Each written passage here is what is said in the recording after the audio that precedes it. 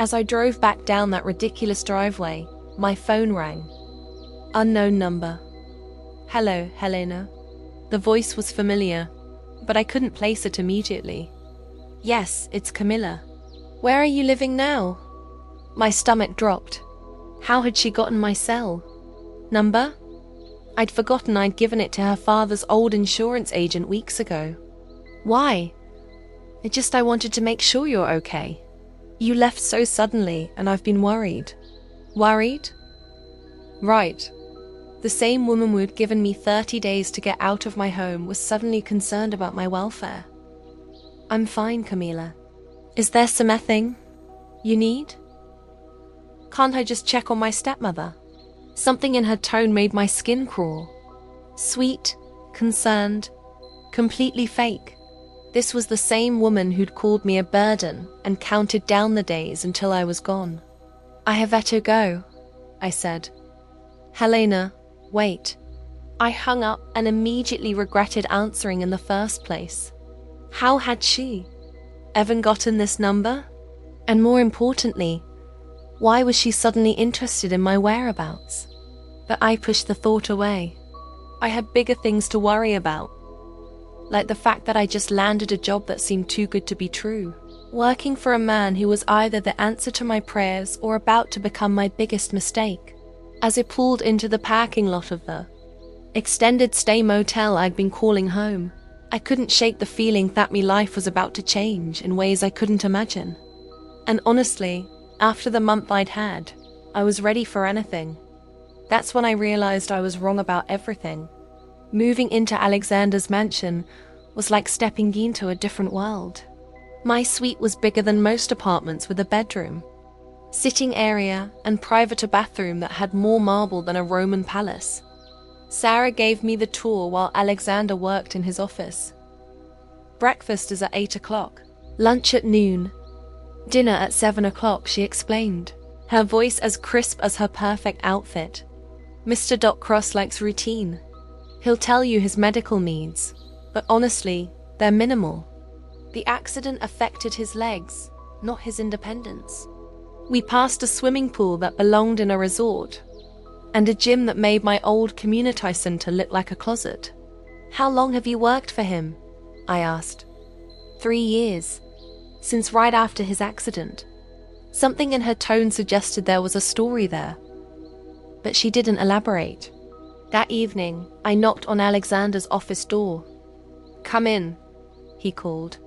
He was at his desk, surrounded by multiple computer monitors displaying charts and graphs that might as well have been hieroglyphics to me.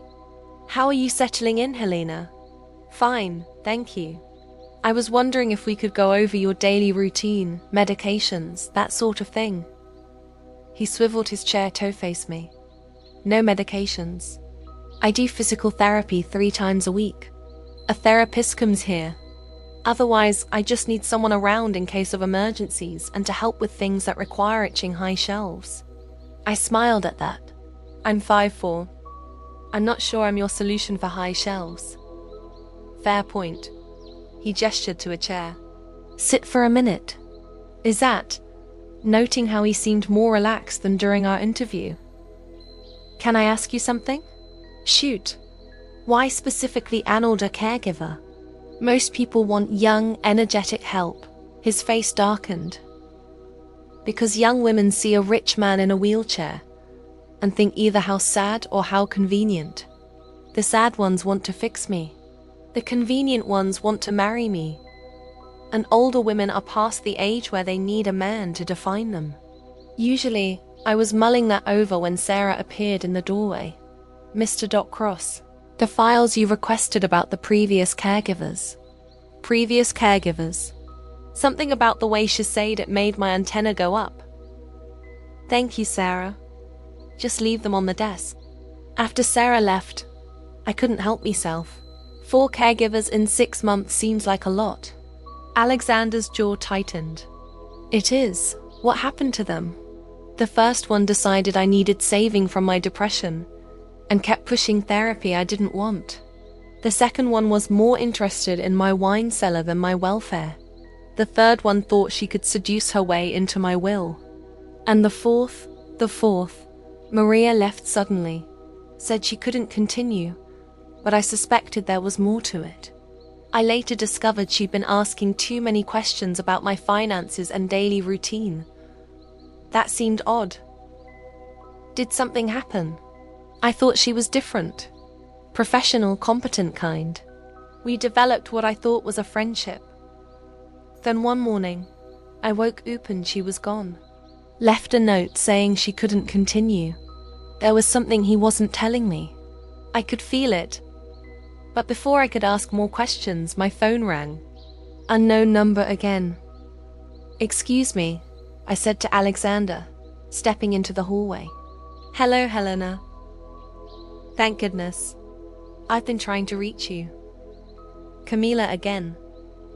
"How did you get this number?" "That doesn't matter." "Where are you staying?" I drove by a few motel, Buchau looking for me. My blood went cold. "Why?" "Because I made a mistake." "Okay." I was grieving and I said things I didn't mean. I want to make it right.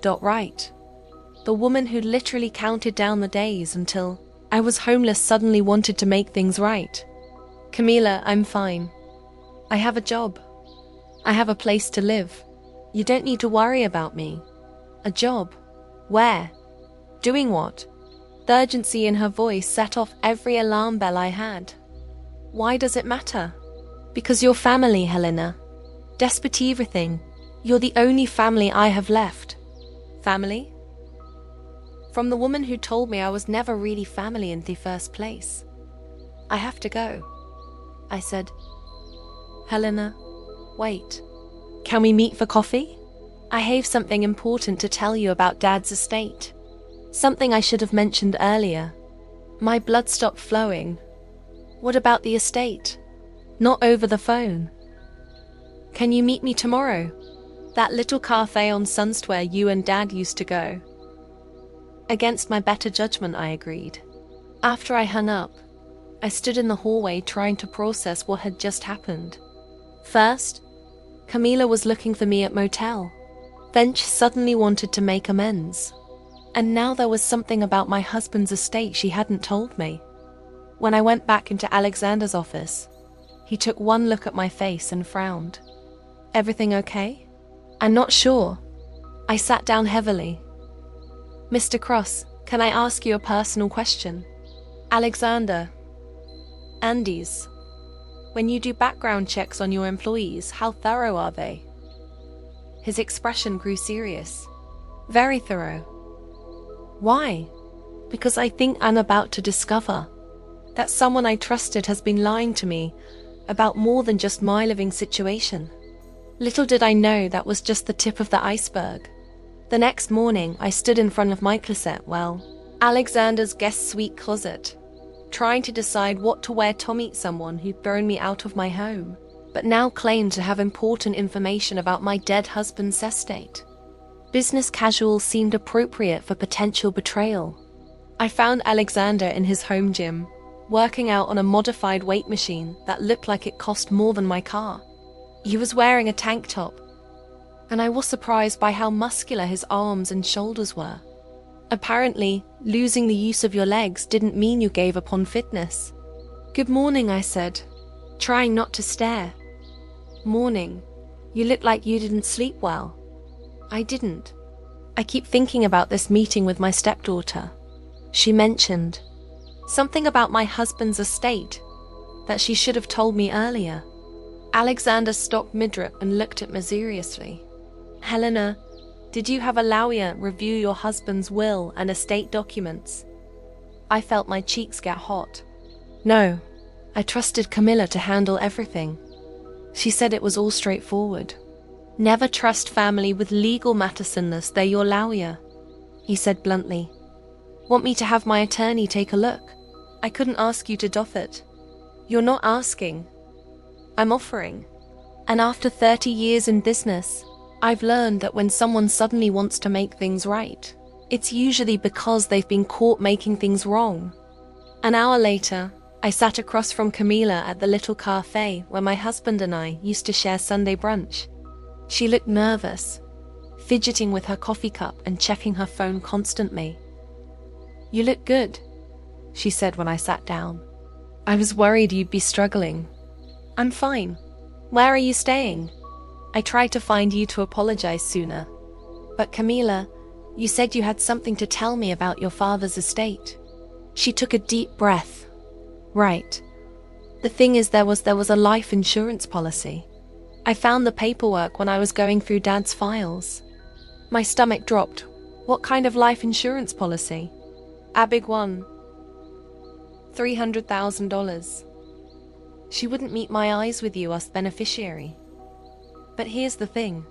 The insurance company sent the paperwork to the house, and I may have delayed forwarding it to you." I stared at her. I was the beneficiary of a $300,000 life insurance policy, and you're just telling me now?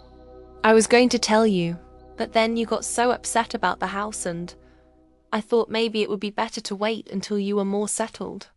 "You thought it would be better?" I stood up so fast my chair scraped against the floor. "Camila, I've been living in an extended stay motel. I've been applying for jobs at grocery stores, and you've been sitting on $300,000 that belongs to me." "Helena, please sit down. People are staring." I sat, but only because I was afraid my legs wouldn't hold me up. "Where is this money now?" "It's in probate. These things take time." "How much time?" Alauya said 6 months, maybe longer. "But Helena, I've been thinking, maybe we could work something out in the meantime." And there it was. The real reason for this meeting. "What kind of arrangement?" "Well, you're working now, right? You said you have a job. So maybe you don't need the full amount right away. Maybe we could split it. Since Dad did leave me the house and all the expenses that come with it." I stared at this woman who'd called me family 1 minute and tried to rob meth next. "You want to split my inheritance from your father?"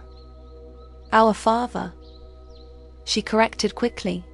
"I mean, he was your husband, but he was my dad for 35 years.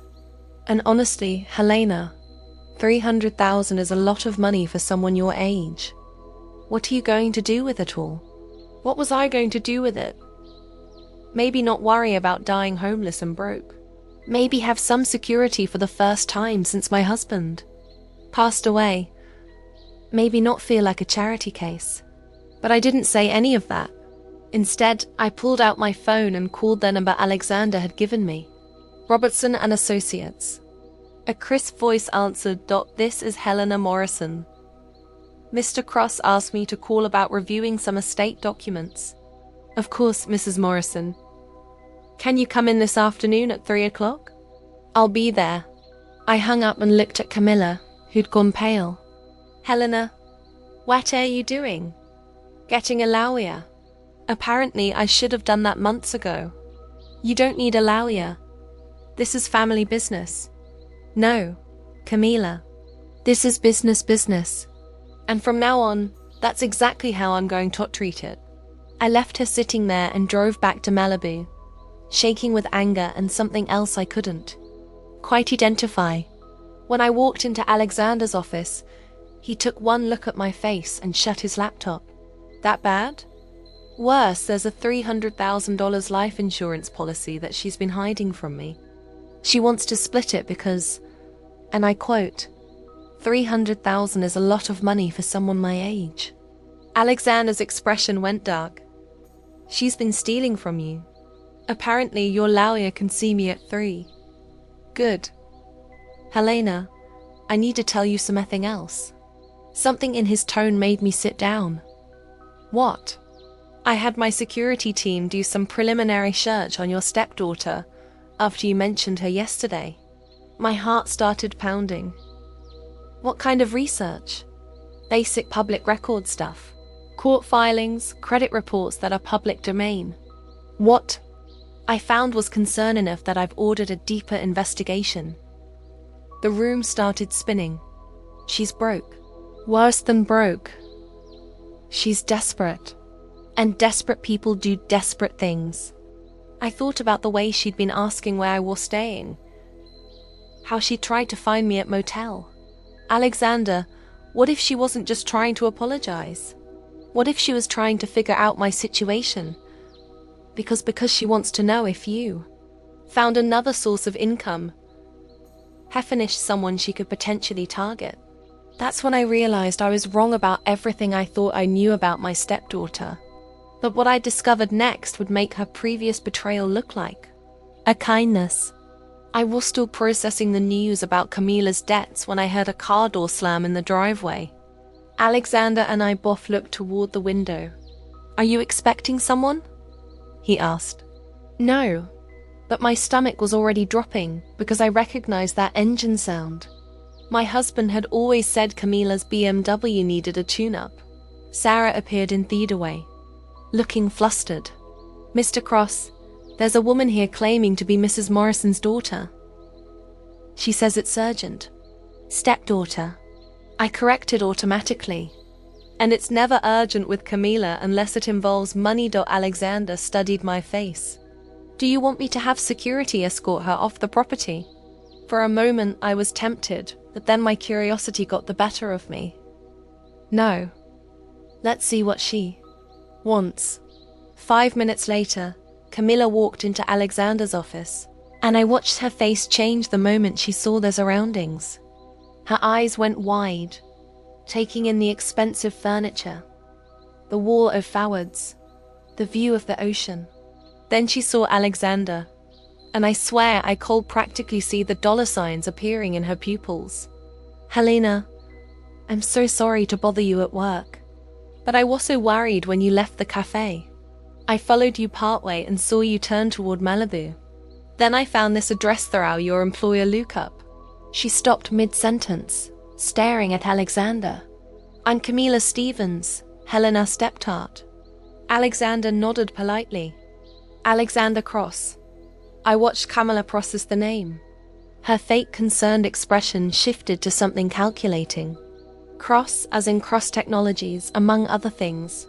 Oh, she knew exactly who he was now. I could see it in the way she suddenly stood straighter, smoothed her hair, and turned on that smile she used to use on her father when she wanted something expensive. "Helena, you didn't tell me you were working for someone so prominent." She shot Alexander a look that was supposed to be charming and came across as predatory. "You didn't ask where I was working," I replied. "You were too busy trying to split my inheritance." Camila's cheeks flushed. "Helena, please, we're family. Can't we discuss private matters privately?" "Actually," Alexander said smoothly, "I should give you Laddie some space."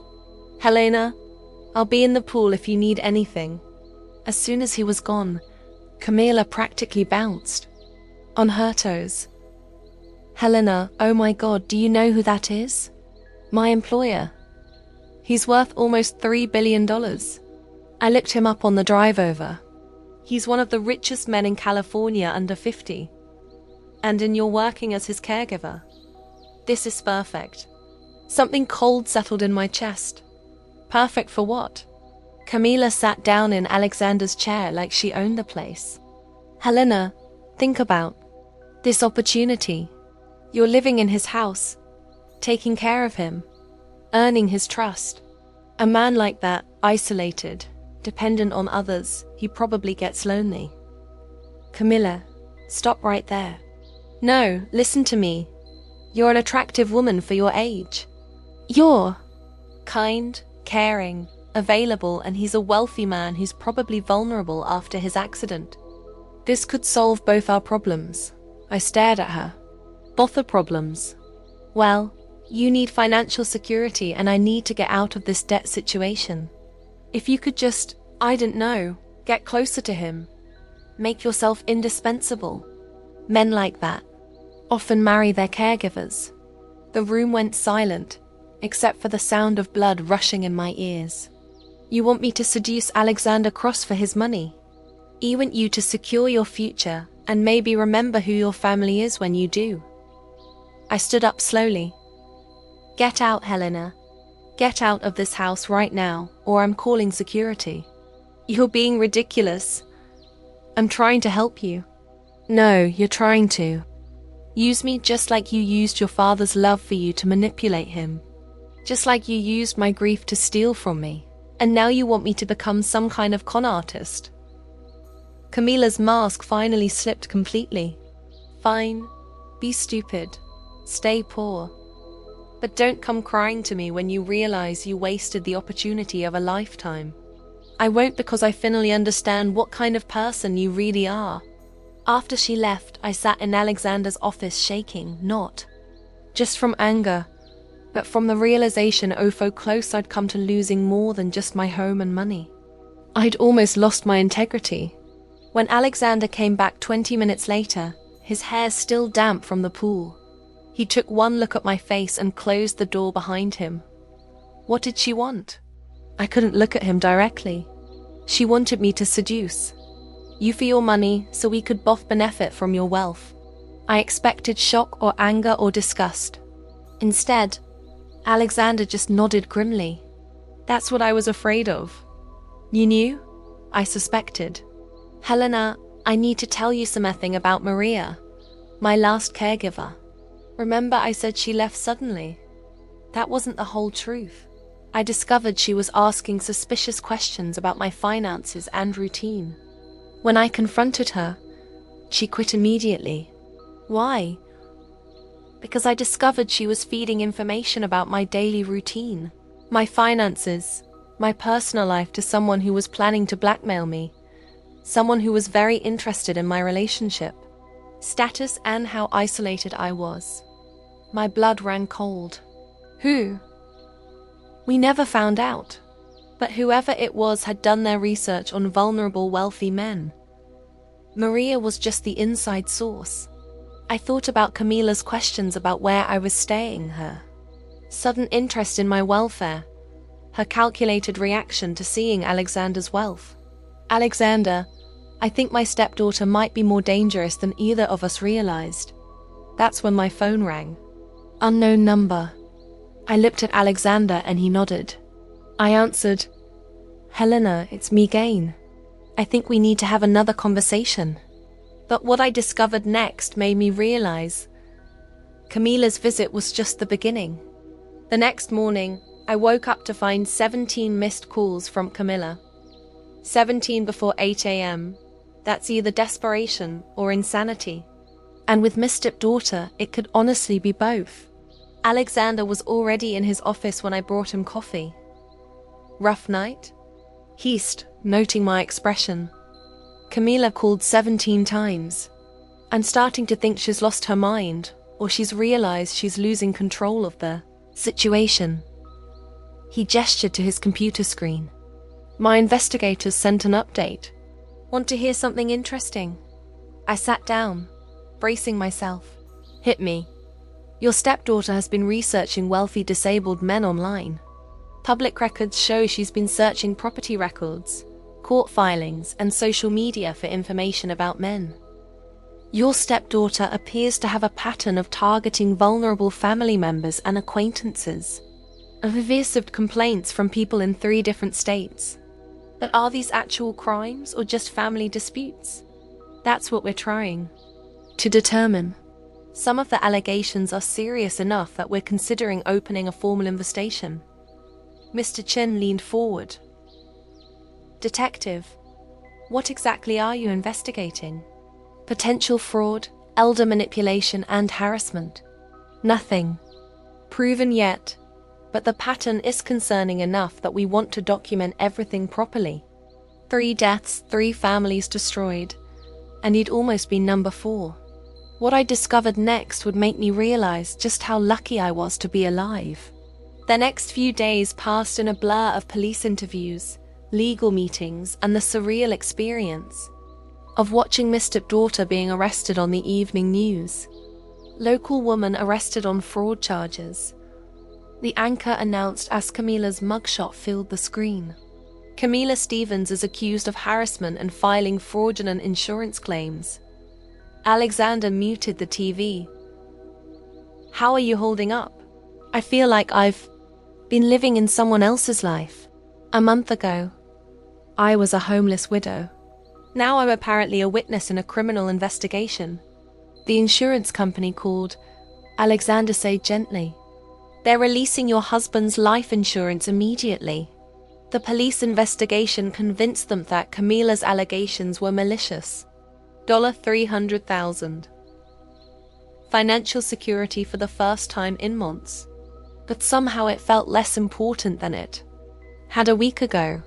Alexander, I need to ask you something. Anything.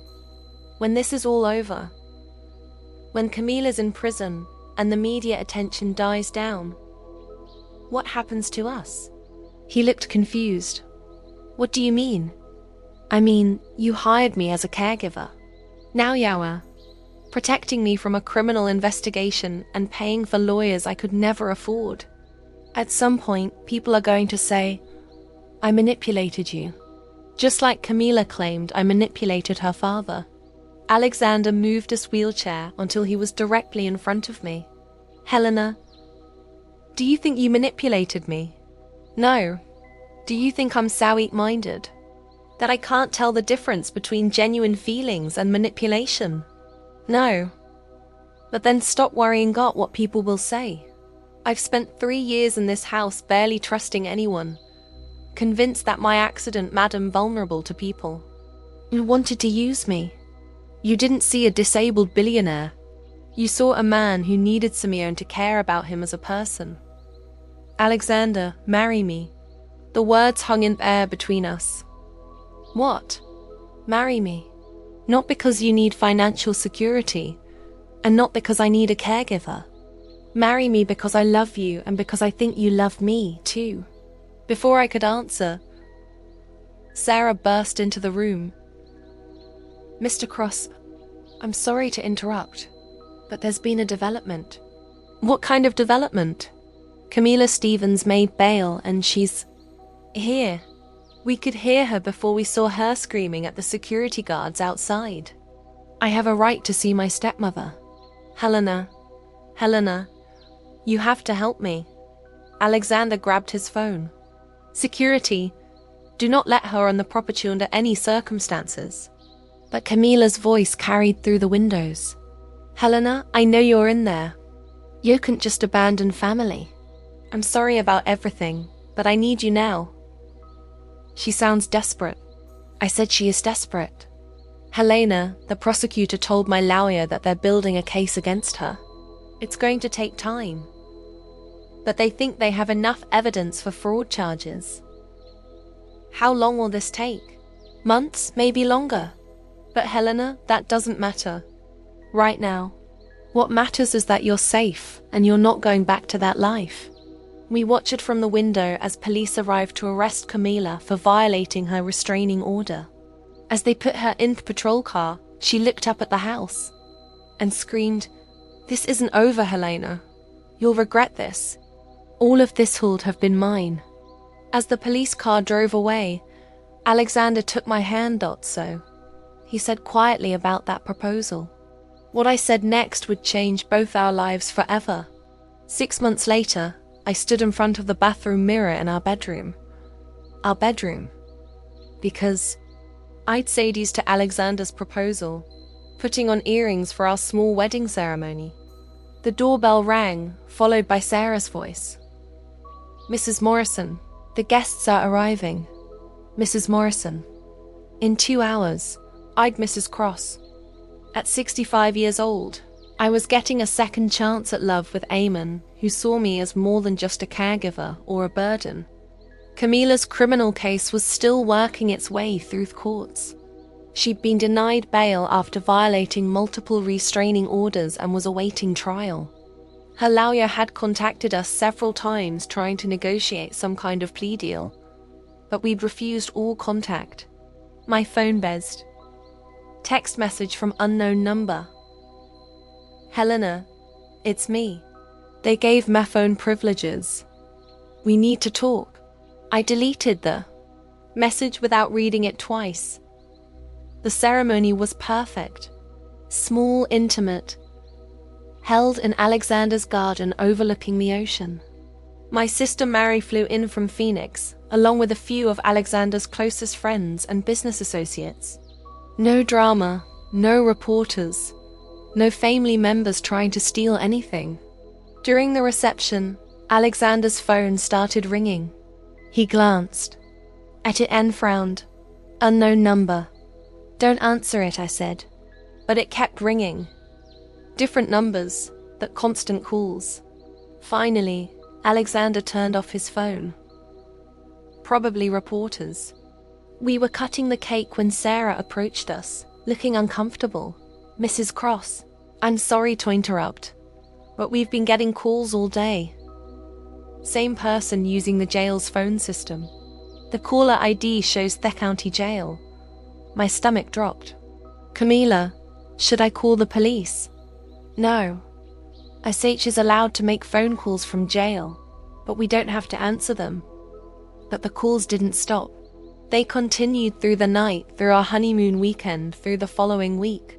The county jail allows unlimited phone privileges, and Camilla was using every minute of hers to call us. By the time we returned from our honeymoon in Napa Valley, our answering service had logged 99 calls from the county jail, all from Camilla. 99, Alexander said, scrolling through the call log. She called us 99 times. The final voicemail was 20 minutes long. Camila sobbing, begging, threatening, pleading for money for her legal defense, for commissary funds, for anything. Helena, please. You're the only family I have left. I know I made mistakes, but I'm your stepdaughter. You can't just abandon me. The public defender barely talks to me. Please, I'll do anything. I'll make it right. Just please help me. Please don't let me rot in here while I wait for trial. Helena. Helena, are you there? Please pick up. Please. I listened to the whole thing, then deleted it. Any regrets? Alexander asked, wrapping his arms around me from behind. I looked out at the ocean, at the life I'd built from nothing, at the man who'd seen past mirage and circumstances to love the person I really was. Just one, I said. What's that? I regret not blocking the jail's number 98 calls sooner. Alexander Lord, and I realized that for the first time in longer than I could remember, I was exactly where I belonged. Camila had spent years planning to destroy my life and steal everything I had. Instead, she'd led me to a life better than anything I could have imagined. Her trial was still months away, but I didn't need a court verdict to know that justice had already been served. Sometimes karma has a sense of humor, and sometimes the best revenge really is living well. Thank you so much for following Helena's journey. I'd love to hear your thoughts. Did you see Camila's true nature coming from the beginning? Or were you surprised by how deep her schemes went? And what did y'all think about Helena finding love at 65? Share your thoughts in the comments below. I read every single one. Thanks for listening. Don't forget to subscribe and feel free to share your story in the comments. Your voice matters.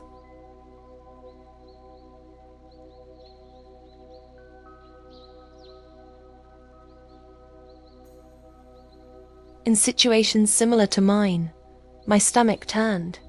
She's been hunting. More than that, she's been planning. Helena, I think you stumbled into something bigger than family greed. My team found public records suggesting she's had financial problems for years and has been involved in legal disputes with other elderly individuals. Before I could respond, Sarah knocked on the door. Mr. Cross, Miss Stevens is here again. She says Helena left something important at the cafe yesterday. Alexander and I exchanged looks. I didn't leave anything, I said. Should I have security escort her off the property? No, Alexander said slowly. Let's see what she's really after. But Helena, I want you to be careful. Don't be alone with her.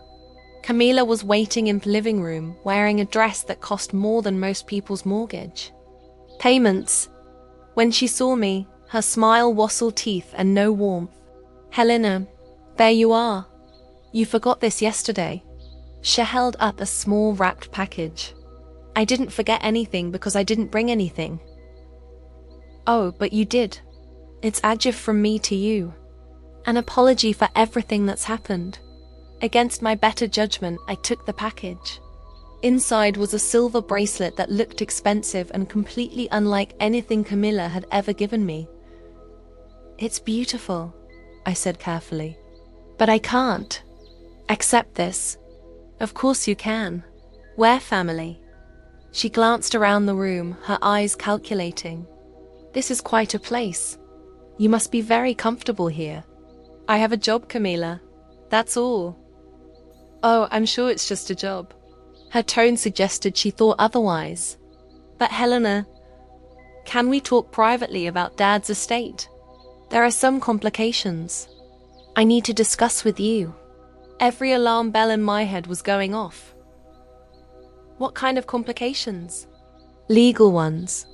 The insurance company is asking questions about our relationship, about whether you influenced Dad's decisions near the end.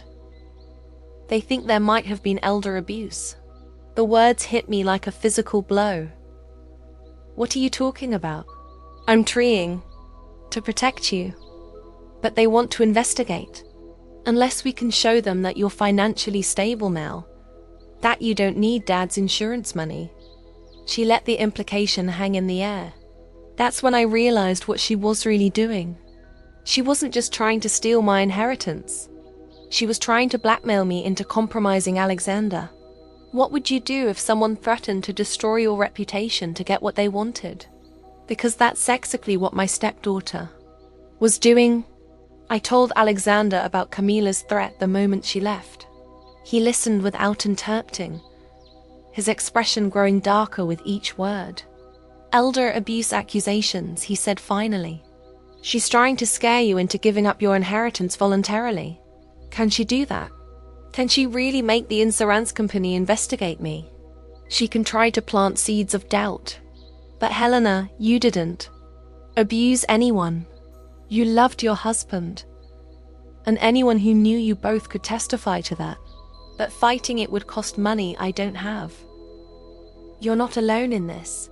Alexander moved his wheelchair closer to where I was sitting. "Helena, I need to tell you something. These past few weeks, having you here, it's changed everything for me." My heart started beating faster. "Alexander, I know the timing is terrible with everything happening with Camilla, but I can't pretend anymore that this is just an employer-employee relationship." I looked into his brown eyes and saw something I hadn't expected to see again in my lifetime. Someone seeing me not as a burden or a target or a means to an end, but as a woman worth caring about. "I feel the same way," I admitted. "But Alexander, if Camilla finds out about us, she'll use it against both of us." "Let her try. I've been dealing with people who want to use me for my money my entire adult life. She's not the first and she won't be the last." That afternoon, while Alexander was in a video conference, I decided to call the insurance company directly if Camilla was spreading lies about me. I wanted to know Meridian Life Insurance Claims Department. "This is Helena Morrison. I'm calling about a policy on my late husband, Robert Morrison." "Oh yes, Mrs. Morrison. We've been trying to reach you. We received some concerning correspondence about your claim." My blood went cold. "What kind of correspondence?" "From a family member questioning whether you should be the beneficiary. They're alleging that you may have coerced your husband into naming you." "That's completely false." "Who's in this correspondence?" "A Camilla Stevens. She claims to be your husband's daughter and says she has evidence of manipulation." I took a deep breath. "Ma'am, I need you to know that Ms. Stevens has significant financial troubles and is trying to steal my inheritance. My husband named me as beneficiary of his own free will." "Mrs. Morrison, I understand this is difficult, but we do have to investigate any allegations of fraud. However, I can tell you that we've seen this type of family dispute before. If you can provide character references and documentation of your marriage, we should be able to resolve this quickly. After I hung up, I felt both relieved and furious. Relieved that the insurance company seemed reasonable. Furious that Camila had actually followed through on her threat. When Alexander finished his call, I told him about the conversation. "She's escalating," he said grimly. "Helena, my investigators have found some preliminary information about Camila that's concerning. It's not complete yet, but you need to see what we have so far." He handed me a folder with several documents. As I read, my hand started shaking. The public records showed Camila had been involved in legal disputes with elderly individuals in 2 other states. Property disputes, contested wills, allegations of manipulation. The pattern was disturbing. "Alexander, she's donated this before, multiple times. And Helena, there's something strange about the timing of your husband's first wife's death too." I looked up at him confused. "What do you mean? When did your husband's first wife die?" The room started spinning. "About 5 years before I met him. Cancer. But what does that have to do with look at page 4? I flipped to the page and saw financial records. These show Camila received a large sum of money from her father right after his first wife died. The timing is suspicious. That's when I realized Camila might be far more dangerous than either of us had imagined. I couldn't sleep that night. I kept thinking about Robert's first wife, about how she died so suddenly, about how Camila had been there caring for her stepmother during those final weeks. Alexander found me in the kitchen at 3 a.m. staring at a cup of cold coffee. "Can't sleep either," he asked. "I keep wondering if I married a widower, or if I married a man whose daughter made him a widower." Alexander reached across the table and took my hand. "Helena, we don't know anything for certain yet, but the timing." "Alexander, Camila was struggling financially 5 years ago too. I remember Robert mentioning that he'd helped her out of some legal troubles right around the time his first wife died. The investigators are looking into it. But Helena, you need to know something else. They found evidence that Camila's been watching you for months, even before your husband died." I stared at him. "What kind of evidence?" "Credit card records show she hired a private investigator to follow you and your husband last year. She was documenting your routines, your relationship, probably looking for ways to challenge your marriage legally." The full scope of Camila's planning was starting to sink in. This wasn't grief or greed. This was a calculated long-term strategy to eliminate any Omo stood between her and her father's money. "Alexander, what if she's planning to do something to me too? That's not going to happen. And Helena, I've been thinking, we should take this information to the authorities. Let them decide if there's enough for a real investigation. You don't understand. She's not going to try something dramatic. She's going to destroy my reputation. Make me look like a gold digger who manipulated you, just like she claims I manipulated her father." That's when my phone rang again. "Let me guess," Alexander said dryly. "Camila." I looked at the caller ID. Unknown number. Actually, no. This is someone else. Helena Morrison. The voice was official. Professional. "Yes, this is Detective Rodriguez with the Santa Monica Police Department. I understand you may have information about Camila Stevens. We'd like to speak with you about some complaints we've received." My heart stopped. "Is she all right?" "She's fine, Mom. But we've received several complaints about her behavior, and we understand you might have relevant information." I looked at Alexander, who was already reaching for his own phone. "What kind of complaints?" "Financial manipulation, harassment, fraudulent insurance claims. We're trying to determine if there's enough evidence to open a formal investigation." After I hung up, Alexander was already talking to someone. Yes, I need Robert Chan in my office first thing tomorrow morning. No. I don't care if he's with another. Client, this is an emergency. Who's Robert Chan? The best criminal defense attorney in California. Helena, you're not going to talk to the police without representation. Alexander, I haven't done anything wrong. Neither did the last 3 elderly people Camilla targeted, but they all ended up looking guilty until she was caught. The next morning, sitting in the police station with Mr. Chen beside me, I learned just how many people had come forward with similar stories about Camilla. Mrs. Morrison, Detective Rodriguez said,